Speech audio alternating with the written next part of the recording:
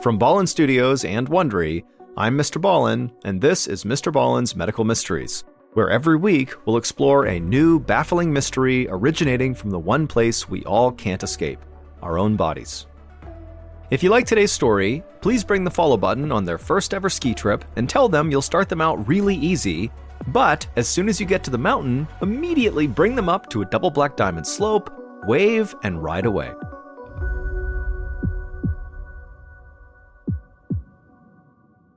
This episode is called The Birds.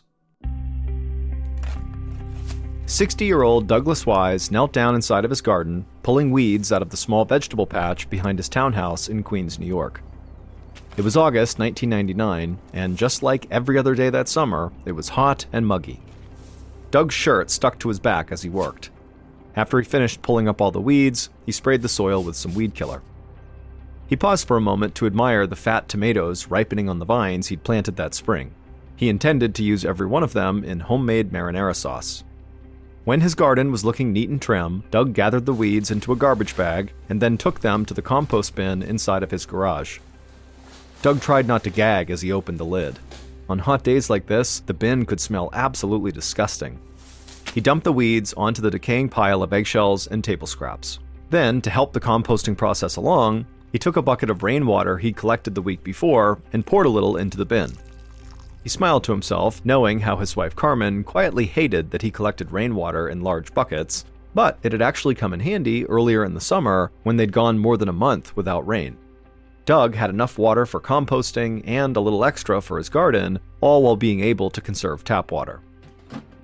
Doug closed the bin and then grabbed a beer from the garage refrigerator and sat in a folding chair on the porch near the sidewalk. After a few hours in his garden, Doug liked to have a drink and people watch. It was his idea of a perfect Sunday afternoon. When Doug finished the last of his beer, he tossed the can into a recycling bin and headed inside for a shower. He was careful not to touch anything on his way to the bathroom. Carmen had just cleaned the house from top to bottom, and she'd kill him if she saw dirt smudges on anything. After Doug rinsed off and had some dinner, he joined his wife in the living room to watch some TV. But as he sat there, he started to feel a headache come on, and so he began rubbing his temples, and he wondered if maybe staring at the screen and straining his eyes was causing this headache. So he asked his wife to turn off the TV. But even after she did, over the next few minutes, his headache only got worse. Doug finally went to the kitchen and took some aspirin. And while that did help his head feel a bit better, his stomach now started to feel queasy. And so Doug told his wife that he just didn't feel right, and so he was going to go to bed early. He wasn't sure if maybe he ate something bad or if he was actually getting sick, like with the flu. Carmen agreed that he should just go to bed because after all, he'd spent the whole day in the yard under the beating sun.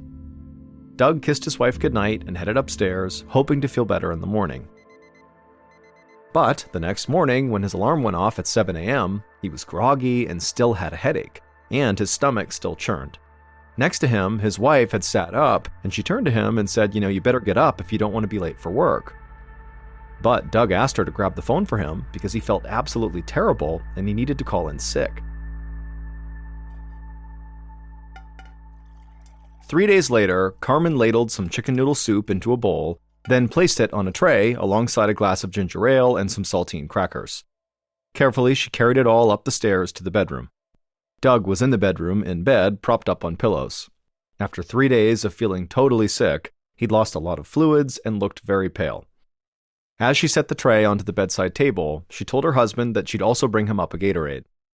Carmen frowned as Doug nodded feebly. Her husband had been sick only a handful of times over the years, and when he was, it was rarely for more than 24 hours, and he had never been this weak and pale. Whatever bug her husband had caught, it had knocked him flat out. Carmen left the bedroom and headed downstairs to get the Gatorade from the fridge, and then when she had it, she went back up the stairs, and when she went back into the bedroom, she was surprised to see that Doug was not eating his soup. She asked if he was hungry, and Doug said that he was, but he said his hands were not steady enough to hold the bowl. Then he asked for Carmen's help walking to the bathroom. He said he was just too weak to get up on his own. Now Carmen was truly concerned. As she helped her husband to his feet and led him to the bathroom, she did her best to conceal her worry. Once Doug came out of the bathroom and was tucked back into his bed, Carmen asked him if he'd like her to feed him some soup.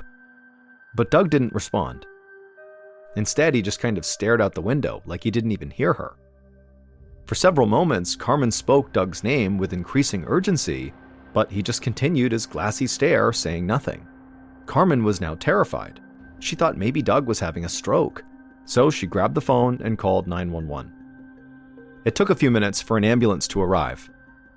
While they waited, Carmen sat on the edge of the bed as Doug seemed to slip in and out of a trance, at times barely registering what was happening around him. By the time the paramedics arrived and moved Doug onto a stretcher, he was barely conscious. Carmen followed the paramedics downstairs and then out to the ambulance waiting in the driveway. She prayed silently as 2 EMTs hoisted up Doug's stretcher and secured it in the back of the ambulance. Then one of the men turned around and offered Carmen a hand, helping her into the back of the ambulance as well. Carmen took a seat on the bench, keeping one hand on her husband.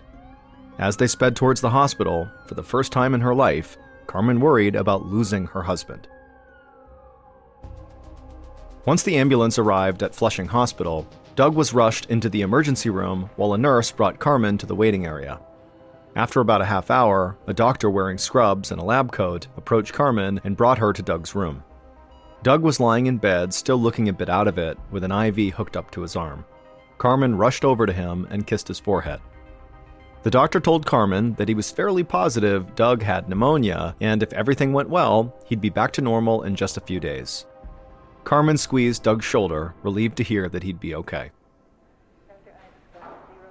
Later that same afternoon, the infectious disease specialist at Flushing Hospital, Dr. Debbie Asnes, was pouring herself a cup of coffee in the staff break room when her pager beeped. She checked the message and saw there was an emergency downstairs and she was needed right away. Dr. Asnes raised her eyebrows. It was unusual for the infectious disease specialist to be paged to the emergency room. If she was being called, it had to be a very unusual case that required outside-of-the-box thinking. And Dr. Asnes loved a challenge. Throughout her nearly 20 years as a doctor, she'd always been drawn to puzzling cases.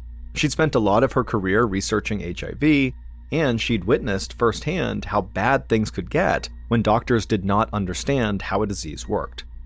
So without a second thought, she set her coffee down, headed out of the break room, and ran to the elevator. The moment the elevator doors opened back up on the ER floor, she could hear a man's voice carrying down the hallway. He was yelling about some strange woman standing near his bed. As Dr. Asnes approached, the ER doctor who had paged her popped his head out of the man's room and waved her in. The patient who was yelling was Doug. For the first few hours he'd spent in the ER, he'd mostly just slept, but he'd woken up in a sudden panic, and now he was yelling incoherently at the people all around him. At the same time, Carmen, his wife, was standing by his side, trying to remind him who she was. As Dr. Asnes watched this, she immediately noticed something strange. Despite being agitated, Doug's arms and legs remained still and limp on the hospital bed. The ER doctor explained to Dr. Asnes that Doug was being treated for pneumonia, but the medical team was starting to think that that was not the right diagnosis. 10 minutes ago, Doug woke up confused and agitated and didn't recognize his wife. He started flailing his arms and the nurse ran in to restrain him, but then his arms and legs just went limp, and he'd not been able to move them since. Now Dr. Asnes understood why she had been called. Pneumonia does not make people paralyzed. Doug's symptoms were far more likely to have been caused by an infectious disease, and that was Dr. Asnes's area of expertise. And Dr. Asnes was very thankful the ER staff paged her so quickly because she now suspected that Doug's confusion was likely being caused by swelling in his brain, which is very, very dangerous. Just then, Doug suddenly went silent. Dr. Asnes bent over the bed and realized he was gasping for air. Dr. Asnes said that Doug needed to be moved to the intensive care unit in case his breathing got even worse. The ER doctor agreed and told the nurse to get Doug ready to move. Within minutes, the nurse and the ER doctor each grabbed a side of Doug's hospital bed and wheeled it out of the room. As she followed Doug, Dr. Asnes turned to Carmen and asked her to stay behind until they stabilized her husband. Then, as Doug was wheeled down the hallway, Dr. Asnes grabbed onto his bed to help steer him to the elevator. She was already thinking about which tests Doug would need. A few hours later, Dr. Asnes stood in her office reviewing Doug's charts. She had ordered a test of Doug's spinal fluid because to her, something was clearly wrong with his nervous system. but she was puzzled by the results she was looking at. The test found clear evidence of a brain infection called viral encephalitis, but Dr. Asnes was not sure that was correct. Although many of Doug's symptoms were consistent with viral encephalitis, it wouldn't explain his sudden muscle weakness. And Doug's breathing problems were more severe than the doctor normally saw in a case of viral encephalitis. Before Dr. Asnes could think any further, her pager sounded, and when she looked at it, she saw she was needed again in the emergency room. So Dr. Asnes ran back to the elevator, she took it down to the main floor of the hospital, and then she began running down the hallway towards the ER. But when she was only about halfway down the hallway, a colleague came out of the ER and ran right up to her and began telling her about the emergency that she was being called to. A man named Harold Marsh had been rushed in from his home in Queens, which was not far from Doug's home, after suffering a massive heart attack. But it wasn't the heart attack they wanted to talk to her about. They were afraid the heart attack was only part of this man's problems. The colleague from the ER explained to Dr. Asnes that, like the first patient, Doug Wise, Harold, the second patient here, was older but active and healthy. His family reported that he had suddenly developed muscle weakness, flu symptoms, and worst of all, a staggeringly high 105-degree fever. Dr. Asnes felt a knot growing in her chest. Fevers that high were practically unheard of in heart attack patients. Dr. Asnes thanked her colleague and then just ordered Harold to be moved immediately to the ICU. Her mind was racing as she began to connect the dots. Two men living only blocks apart had both come down with the same mysterious symptoms in less than a week. This could be the beginning of an outbreak. For the moment, Harold was stable, so Dr. Asnes hurried back to her office to have some time to think. But as soon as she arrived on the 4th floor where her office was, she saw a nurse sprinting into Doug Wise's room. So Dr. Asnes ran down the hallway and went into Doug's room as well, just in time to see a colleague shove a breathing tube down Doug's throat and hook him up to a ventilator. The colleague, who was an ICU doctor, then explained to Dr. Asnes that Doug's muscle weakness was now so severe that his lungs had basically stopped working. Dr. Asnes was thankful her colleague had acted so quickly, but she was afraid this was only the first case of something much bigger. And if others out in the streets were contracting this virus, the consequences could be catastrophic. Dr. Asnes turned on her heel and rushed toward her office. She needed to alert the New York Health Department right away.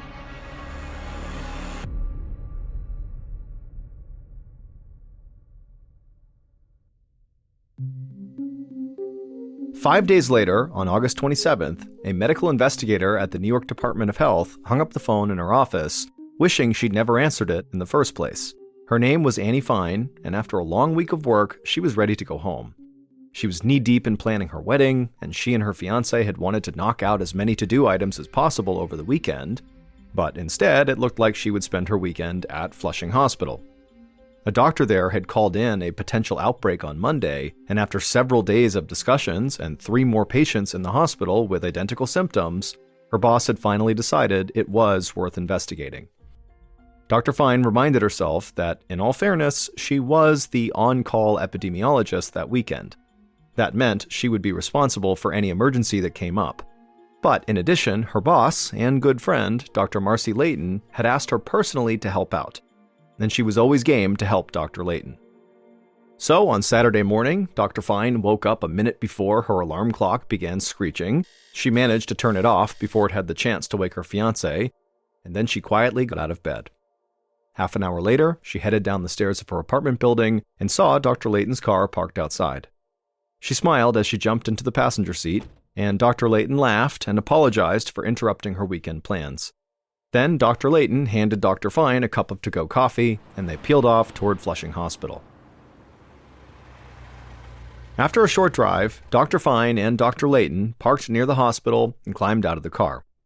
As soon as Dr. Layton had stepped onto the curb, she made a disgusted noise, and Dr. Fine turned to look at what she was disgusted at, and she saw there was a dead crow lying in the gutter right near Dr. Layton's feet. Both doctors had been seeing dead crows all over New York that entire summer. So they both just walked around the dead bird, and the 2 women headed for the hospital. Right outside the ICU, the 2 doctors were greeted by a tall, thin man wearing a lab coat. He told Dr. Fine that he was the chief resident, which meant he was a doctor in training, standing in for Dr. Asnes, who was out of town on a family emergency.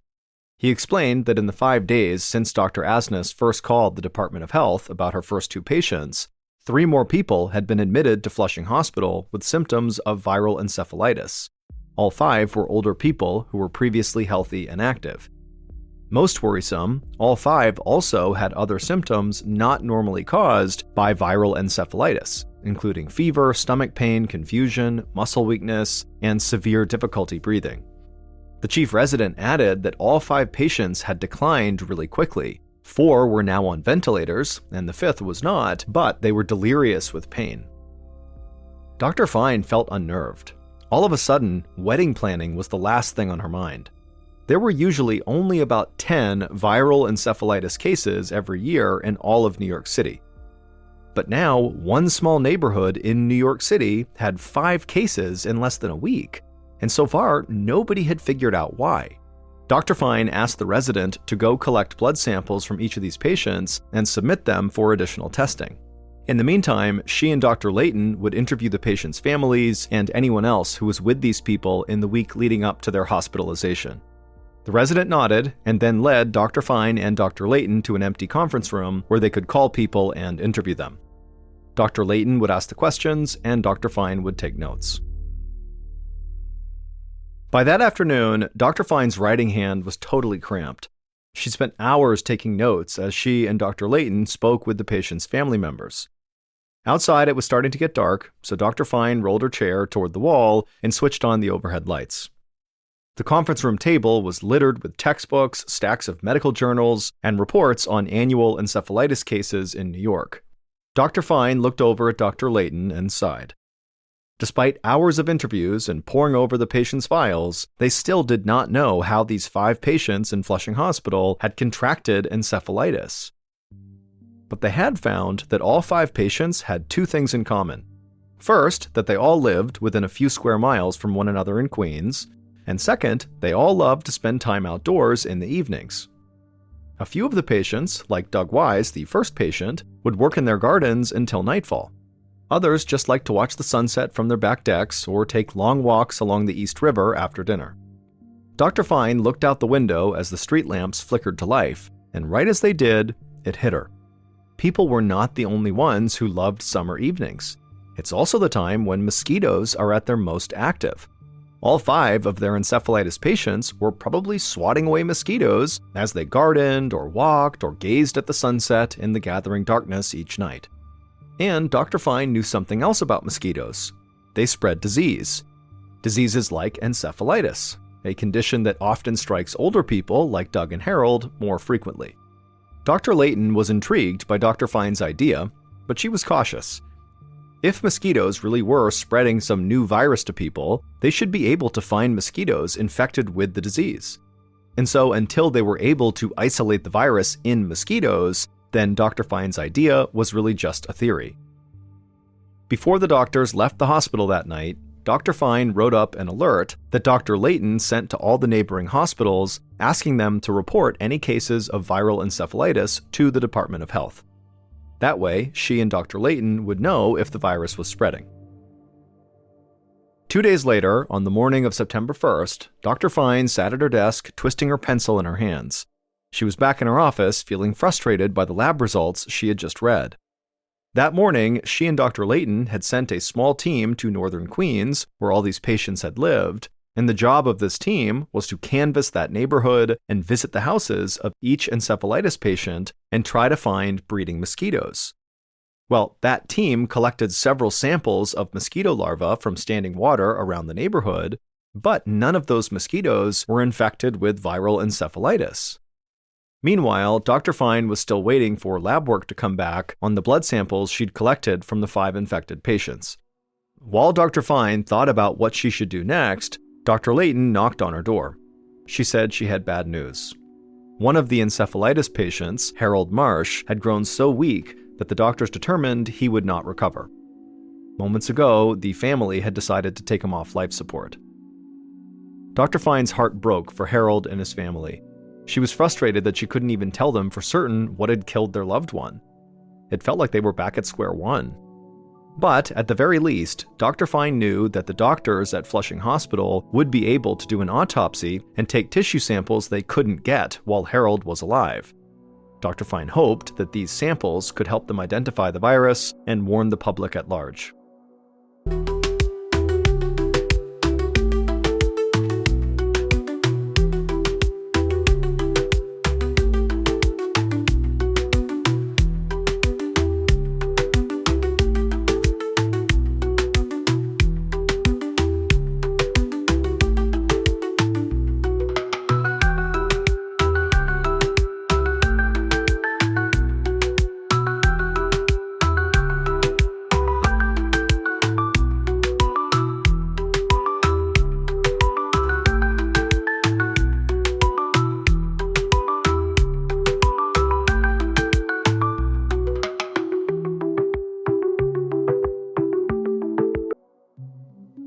The following morning, Dr. Fine walked into her office to find her boss, Dr. Layton, waiting for her with news about Harold Marsh's autopsy tissue samples. Tests indicated that Harold had died of something called St. Louis encephalitis, a very rare strain of the disease that's only spread by mosquitoes. Dr. Layton said that federal health officials had also checked the blood samples from the other 4 encephalitis patients in Queens, and they found that they too had tested positive for St. Louis encephalitis. All 5 of the patients had gotten sick from mosquito bites. Dr. Fine frowned. On the one hand, it was nice to know that her theory that mosquitoes could have caused this was in fact what caused this, but this diagnosis didn't really make sense. The patient's symptoms were all consistent with St. Louis encephalitis, but there had never been a reported case of St. Louis encephalitis in New York City until now. In fact, there were only about 30 reported cases a year in the entire United States, and these were almost exclusively in southern swamplands. Dr. Fine wondered if infected mosquitoes had somehow migrated north, but if they had, there would have been cases of it in other places along the eastern seaboard, and so far, the only cases of it were from this outbreak in Queens. Something just didn't add up. Dr. Fine told Dr. Layton that she was glad they finally knew what was going on, but deep down, she still could not shake the feeling that there was something off about this diagnosis. A few weeks later, Dr. Fine was in her office at the Department of Health when Dr. Layton knocked on the door. When she came in, she had a very serious expression on her face. Dr. Layton explained that she'd just gotten off the phone with the U.S. Centers for Disease Control, and Dr. Fine's suspicions were correct. The virus they were investigating was not actually St. Louis encephalitis. It was much worse. A pathologist at the Bronx Zoo, of all places, had figured out the mistake. She'd been trying to understand why all these birds were dying all over the city, and she had discovered that they were actually contracting some form of encephalitis. And then after she learned about the St. Louis encephalitis outbreak in the city, she began to investigate whether that was what was killing all these birds. But tissue samples from the dead birds showed no sign of St. Louis encephalitis. Instead, the birds had a different strain that can easily be confused with the St. Louis strain, but it's actually much more dangerous. And the birds were loaded with this different strain. In fact, the birds got this strain of encephalitis at such a high concentration that a mosquito sucking their blood could pass on the disease to the next creature it bites, including humans. And sure enough, when the CDC retested the blood of the patients at Flushing Hospital, they found that they too had the same strain of encephalitis as the birds.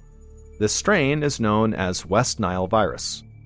West Nile is something that likely lots of people have heard of, but it's actually even more rare than the St. Louis strain, at least in the United States, because until this point, it had never been seen in the United States. It was only really seen in Africa. The CDC suspected that an infected mosquito from some other part of the world had found its way onto a plane maybe, and then come to the US that way, or maybe a sick bird had gotten onto a boat, and that's how the disease came to the United States. But now that this disease had crossed the ocean and arrived in the US, Dr. Fine knew it was here to stay. By the time the CDC put the puzzle together, as many as 1,900 residents of northern Queens were infected with West Nile virus. 62 people landed in the hospital, and 7 people died that summer in 1999 before the mosquitoes disappeared with the fall. And in the years since those initial cases, over 56,000 people have been infected in the United States. 2,776 have died as of 2022. Although the mortality rate of St. Louis encephalitis and West Nile is comparable, West Nile is far more dangerous. Because it can be carried by birds, West Nile has spread to all 50 states, while St. Louis encephalitis remains fairly localized and far less common. Doug Wise, the first patient to come in with West Nile, remained in Flushing Hospital for several weeks before he was healthy enough to transfer to a physical rehabilitation facility where he stayed for the next month. By spring of 2000, Doug was able to walk with the assistance of a special cane, but his left side never regained its former strength, and he continued to suffer episodes of short-term memory loss. But ultimately, Doug knew he was one of the lucky ones from that painful summer of 1999. He could at least still tend to his garden as long as he wore his mosquito repellent. In the early 1960s, 2 high school classmates in South Carolina named Carol and Reggie fell in love with each other. Every day in the halls, they'd hold hands and they'd laugh with each other and whisper to each other, and then outside of school, they were inseparable. But despite their seemingly perfect relationship, it didn't last long. They both had different ideas about what the future should hold, and so after graduation, they broke up. Reggie went on to join the US Navy, where he served for a number of years all over the world. He would at one point get married, but that marriage would end quickly, and then after he got out of the military, he got a job at a railroad back at his hometown in South Carolina. As for Carol, after graduation, she got married and divorced too, twice actually, but it was her second failed marriage that nearly killed her. On February 18th, 1987, Carol was living with her 10-year-old daughter Rhonda in South Carolina when her estranged second husband came up to the door and knocked. Carol opened the door, and her ex-husband drew a gun and shot her 6 times in front of her daughter before turning around and fleeing. The police would later find his body inside of his car on the side of the road. He had shot himself. As for Carol, the doctors were able to save her life, but the injuries she sustained from the attack were crippling. She was blind in one eye and she had chronic pain, and so her young daughter had to start taking care of her full time. Over the next 8 years, Carol steadily improved and regained some of her independence, but in 1995, she had a huge setback. She started feeling ill, and so she went in to see a doctor, and the doctor did a blood test, and they discovered she had liver cancer. It would turn out the blood that was given to her after the attack, that had been transfused into her body to save her life, it had been tainted with hepatitis C. And so she got hepatitis C without realizing it, and because it had been untreated, it led to liver cancer. Rhonda remembers when her mother came home after being given this terrible news, she just sat down and was silent for a minute, and then she just kind of muttered to herself, I just can't get away from this man. He's killing me all over again. But despite being dealt such an unfair hand in life, Carol was determined to not let her injuries or her illness define her. And so she went out looking for a job that could accommodate her physical limitations, and she found it. She was hired as a part-time customer service rep for a television cable company. She was very happy about this job and very proud of it because it was the first time she was working after the attack, and so for once it felt like her life was going back to normal again. A few years later, in 2000, when Carol was working at the cable company, her phone rang and she answered it the way she answered every other call, but the voice she heard on the other end, she immediately recognized. He introduced himself as Reggie Sumner, and so Carol asked him, are you the Reggie Sumner from 1962 at Garrett High School in South Carolina? And he said, yeah, that's me. And Carol said, I'm your ex-girlfriend. We dated in high school. And so it was this incredible reunion, this totally chance phone call. And for the next hour or so, they just chatted on the phone about everything from their kids to their relationships they've been in to what they're up to now. I mean, they had a lot to catch up on since they hadn't seen or heard from each other in nearly 40 years. And so before they hung up, they realized they lived near each other, and so they made plans to get together in person. Rhonda would say her mother, when she came home that night, was like a 16-year-old girl all over again. She talked endlessly about how great Reggie was and how good-looking he was and how excited she was about their upcoming date. And so a couple of days later, Carol and Reggie have this date, and when Carol comes home, Rhonda would say it was obvious her mother had fallen head over heels in love with Reggie all over again. And luckily, Reggie had fallen in love with Carol too, because less than 6 months later, they got married and became Mr. and Mrs. Sumner. Within a year of their marriage, they decided to sell their home in South Carolina and move to Jacksonville, Florida to retire. Even though caring for her mother for all those years had been quite difficult for Rhonda, she said she was very sad to see her mother go, but at the same time, she was really happy for her because it seemed like she had found the one. Over the next couple of years, Rhonda stayed in touch with her mother, speaking to her almost every single day on the phone. But in July of 2005, Rhonda's mother stopped answering her phone.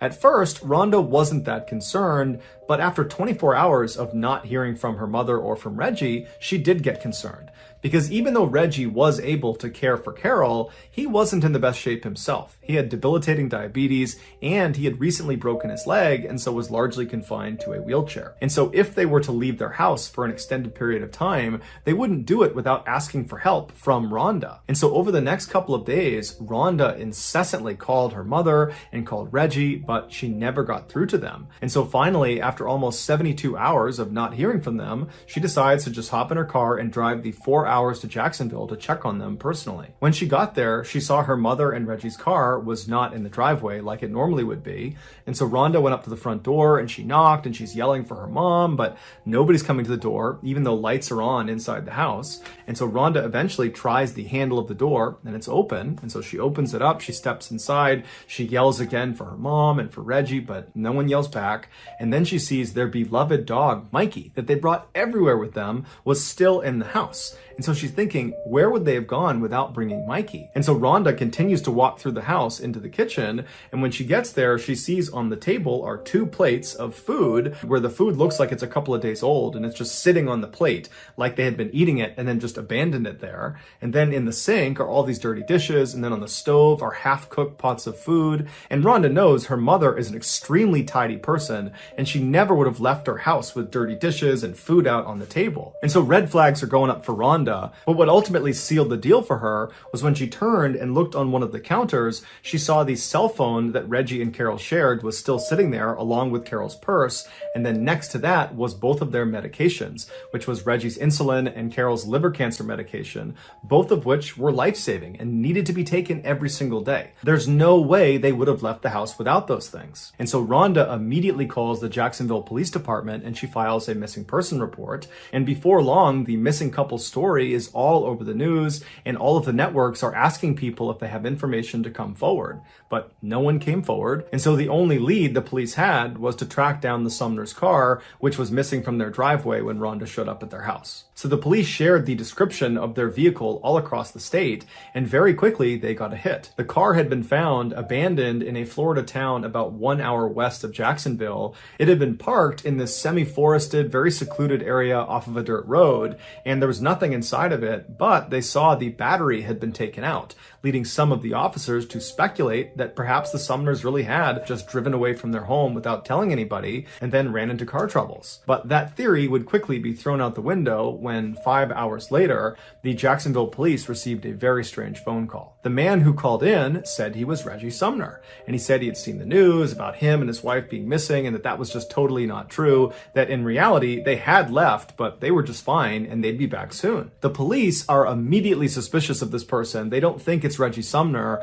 because, for one, he sounds like a young man and Reggie is a 61-year-old. And so the voice didn't really line up. And just the way he was talking about this disappearance like it was no big deal, that also just didn't really make sense. And so one of the officers asked Reggie, "Are you with your wife, Carol?" And he said, "Yep, I'm with her. Here she is." And so a woman hops on the phone who says she's Carol Sumner, but she sounds far too young to be Carol Sumner, who's 61. This sounds like a 18, 19, 20-year-old girl. And she too just reiterates that everything's just fine and they've gone out for a couple of days. There's nothing to worry about. And, you police can stop looking for us. And so after this call ends, the police at this point are convinced that this simply cannot be Carol and Reggie. But to make sure, they call in Rhonda and they have her listen to the recording of this conversation with the so-called Reggie and Carol. And right away, Rhonda says, "That's not my mom and that's not Reggie." And so at this point, the police assumed that these two people who called in pretending to be the Sumners probably had something to do with the disappearance of the real Sumners. And so while they waited for the trace on this phone call to come back, which would give them information about who was calling and from where, the police decided to investigate another angle. The police looked at the Sumners' bank statements and they saw their bank card had been used at an ATM in South Carolina after the Sumners had been reported missing.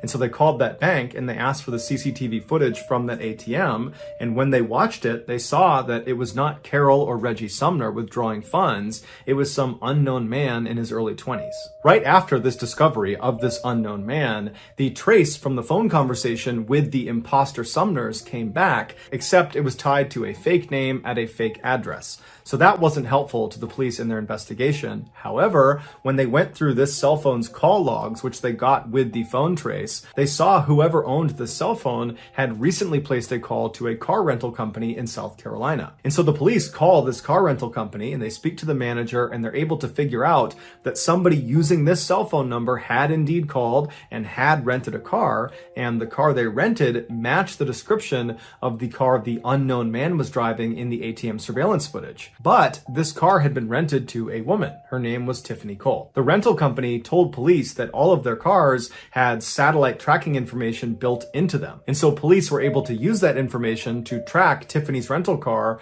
to a motel in South Carolina. The initial thought was that maybe the Sumners are being held against their will in this motel. And so very quickly, a police force was organized, and on the morning of July 14th, so 6 days after the Sumners were listed as missing, they arrive at this motel, they go to the front desk, they find out what room Tiffany is in, they get the key, and they go up and they open the door. The Sumners were not inside. Instead, there were 3 young adults sitting there. It was 24-year-old Tiffany Cole, her boyfriend, 23-year-old Michael James Jackson, and his friend, 19-year-old Alan Wade. Also in the room were dozens of bags of recently purchased merchandise, like computers and video games and clothes and perfume. And also they discovered the key to the Sumners' vehicle and Reggie Sumner's prized coin collection. The police brought all 3 back to the police station and put them in separate rooms to be interrogated. At this point, it was obvious to police that these 3 had something to do with the Sumners' disappearance. They had all these things in the room that tied them to the missing couple. And so now the police, as they interrogated them, it was not so much about connecting them to the Sumners as much as it was about helping them find the Sumners. At first, all 3 of them either didn't talk or were totally uncooperative. But under intense questioning, Tiffany cracked a little bit. She said that they had robbed the Sumners, but nothing more. They didn't do anything else besides rob them.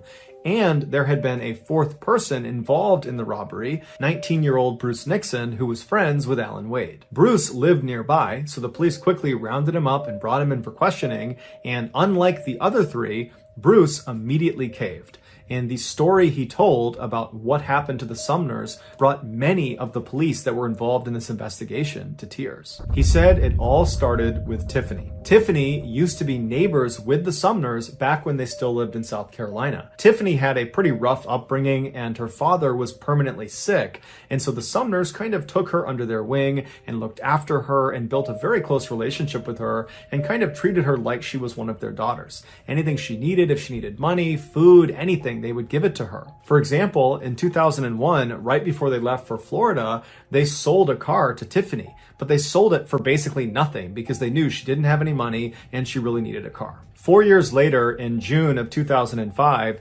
Tiffany was partying in Jacksonville, Florida with her new boyfriend, Michael James Jackson, when they got kicked out of the house they planned on staying in for the night. And so now they don't have a place to stay, they don't have any money, and that's when Tiffany remembers the Sumners had moved to Jacksonville and they would always help her out if she needed anything. And so the 2 of them drive to the Sumners' house in the middle of the night, they haven't called them, and they just knock on the door, totally uninvited, and Carol comes to the door, and when she opens it, she sees Tiffany, and immediately she's like, "Oh my goodness, I haven't seen you in so long. Come in, come in. Who are you? Oh, Michael, great to meet you. Come on inside. I'll get you food. We'll get you fed. What do you need? What can we do for you?" And so that's when Tiffany explains to them that their plans had kind of fallen through and they didn't have a place to stay that night, and would it be possible to stay with them?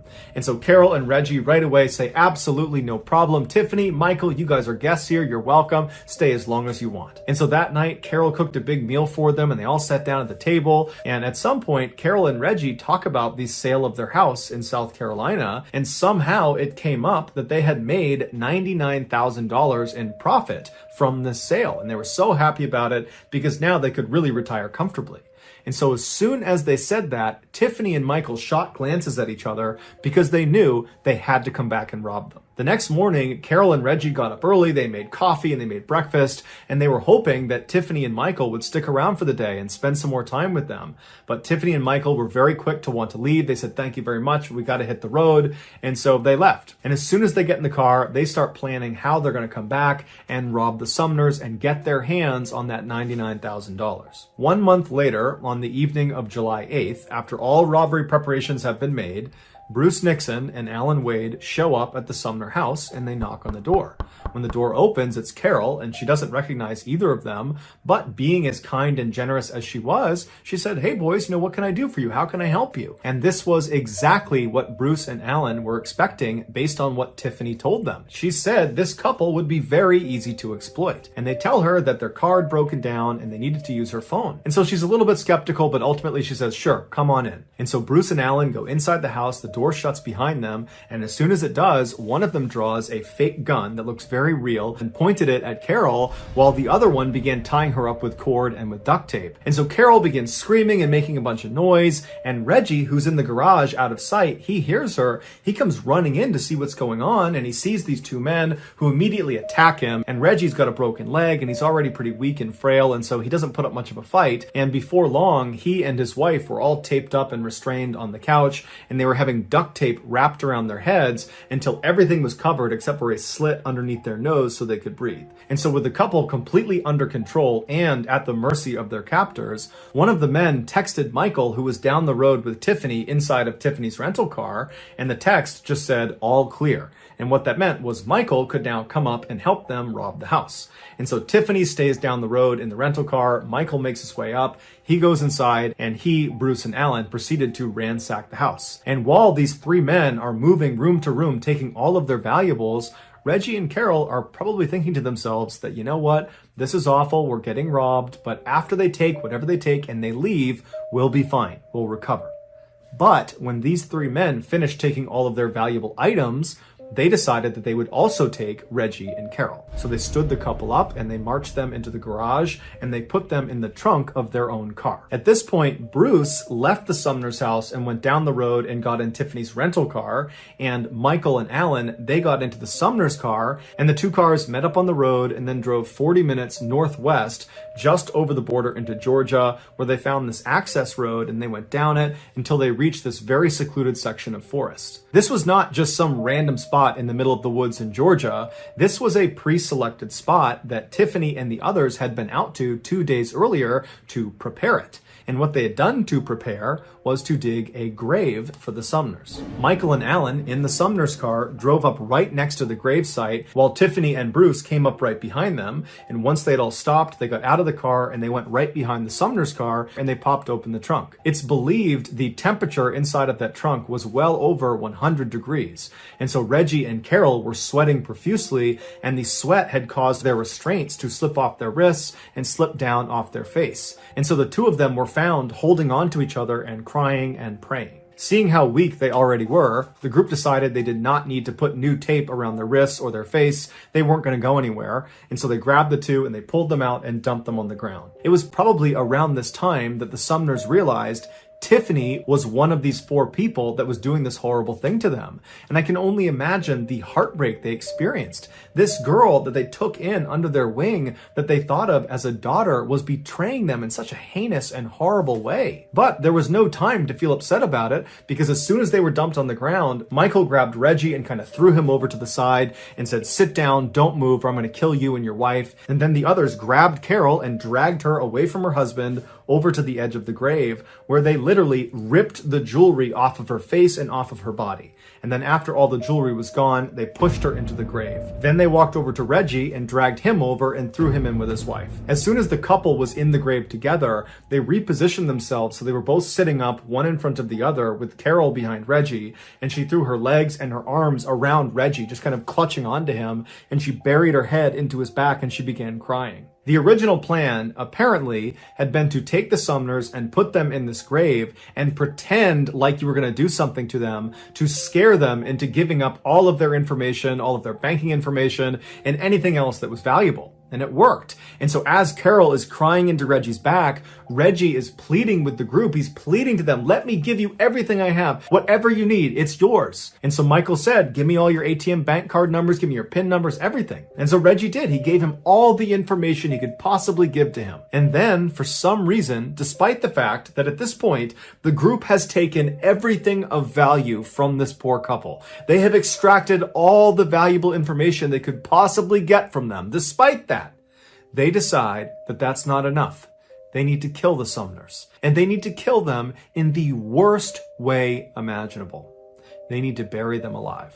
For hours, the group slowly, shovelful by shovelful, filled in this hole with Reggie and Carol sitting at the bottom begging for their lives. But the group didn't care at all. They just kept shoveling dirt down on top of them until the dirt and mud had gotten up to their necks and the weight of the dirt was pressing in on their chests and was making it really hard to breathe. And so as Carol and Reggie are feeling this happening to them, they can feel themselves being crushed under this weight. Their cries for help become more and more desperate, but more spaced apart because their breathing at this point is so labored. It's so hard to get a full breath that they're conserving their air at this point.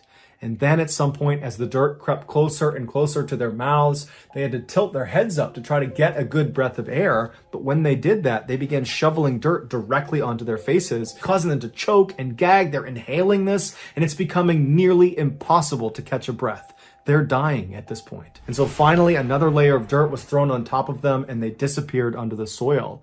But their sounds didn't go away. They continued to whimper and make sounds as more and more dirt was put down until finally they had filled in the hole and they began packing the dirt down with the backs of their shovels. And they could hear underneath the soil still the sounds of this couple dying. This was a slow and horrible death. After the killers were done, they left the site and they took the Sumner's car and they dumped it in Florida where it was ultimately found. And then they all piled into the rental car. They went to an ATM and pulled some of the Sumner's money out and then went on a spending spree. Here is a photo of Tiffany celebrating just hours after killing the very people that had taken her in and treated her like a daughter. After their autopsies, the medical examiner explained that both Reggie and Carol had dirt packed into their nose, into their mouths, in their throats, in their stomach, and in their lungs, meaning their actual cause of death was being buried alive. In exchange for telling investigators what happened and for leading them to the gravesite where the Sumners were, Bruce Nixon was spared the death penalty and given a life sentence. As for Michael, Alan, and Tiffany, they were all sentenced to death.